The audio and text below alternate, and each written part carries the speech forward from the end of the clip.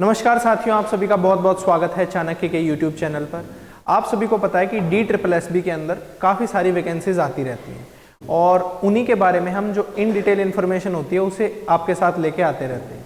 जैसे कि उसके अंदर कितना कंपटीशन रहेगा, एक सीट के ऊपर कितना कंपटीशन है, इसी के साथ साथ उसका एग्ज़ाम पैटर्न क्या है, सिलेबस क्या है, एग्ज़ाम की जो एक्सपेक्टेड कट ऑफ होती है वो कितनी रह सकती है। इन सारी बातों को लेके हम आपके साथ वीडियो लेके आते रहते हैं। आज की भी जो हमारी क्लास रहेगी इसके अंदर भी हम इन डिटेल डिस्कशन करेंगे इसी चीज़ का। तो आप सभी को मैं बता दूं कि एक DSSB के अंदर जो जूनियर असिस्टेंट,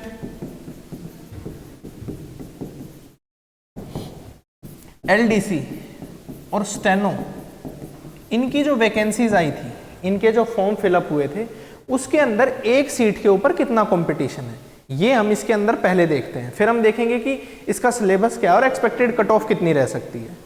तो आप ये मानो कि इसके जो फॉर्म थे वो भरे जा चुके हैं और इसके अंदर आप किसी भी दूसरे एग्जाम से कंपेयर करोगे तो उसके मुकाबले बहुत कम कंपटीशन है। जैसे बात करूं मैं इसकी, तो वैकेंसी इसके अंदर जो टोटल है वो है 2354, यानी करीब करीब 2350 वैकेंसीज निकली हुई हैं इसके अंदर। अलग अलग विभाग की अलग अलग हैं और इसी के साथ साथ इसके अंदर आप सभी को पता है कि बहुत सारी कैटेगरी वाइज भी कितने लोगों ने अप्लाई किया है और एक सीट के ऊपर कितना कंपटीशन है। तो यूआर का मतलब कि जनरल अनरिजर्व्ड जो कैटेगरी है, इसके अंदर 1024 वैकेंसी हैं और 47,000 के करीब दावेदार हैं।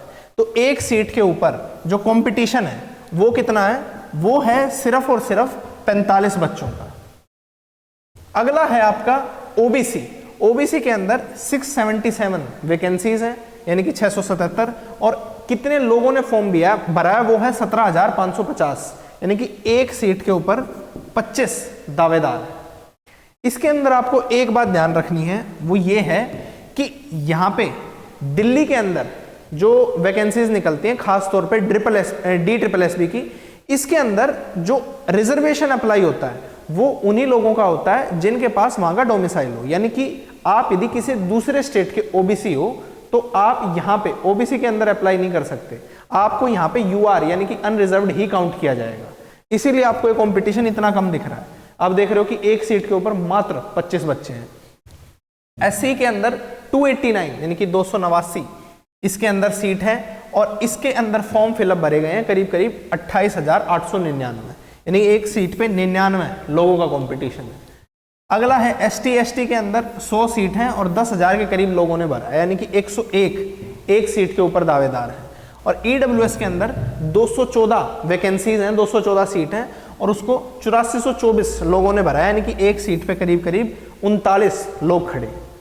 तो ओवरऑल आप इसका एक ब्रीफ ओवरव्यू लोगे तो कंपटीशन उसके मुकाबले काफी कम है। आप यहाँ पे मान सकते हो कि एक सीट को लेके करीब करीब 50 से 60 बच्चों का कंपटीशन है ऑन एन एवरेज। यही हम इसका कंपैरिजन किसी दूसरे एग्जाम से करें, जैसे कि आप देख सकते हो कि अभी यूपी पुलिस का एग्जाम हुआ था जिसके अंदर पेपर लीक भी हो गया था, अब दोबारा से होने की भी बात हो रही है। उसके अंदर 60,000 सीट थी और 50 लाख लोगों ने फॉर्म भर दिए थे। तो करीब करीब एक सीट के ऊपर 161 दावेदार खड़े थे। ठीक है, अगला इसके अंदर आई एक जीडी की। आपको पता होगा कि SSC GD जो होती है उसकी भी वैकेंसीज आती रहती हैं। उसके अंदर 26,146 पोस्ट थी और करीब करीब 47,50,000 लोगों ने उसका फॉर्म भर दिया था, यानी कि एक सीट पे 181 लोगों का कंपटीशन था। यही आप इसका कंपैरिजन अब DSSB वाली जूनियर असिस्टेंट, स्टेनो और LDC से कंपेयर करो तो कितना कम है।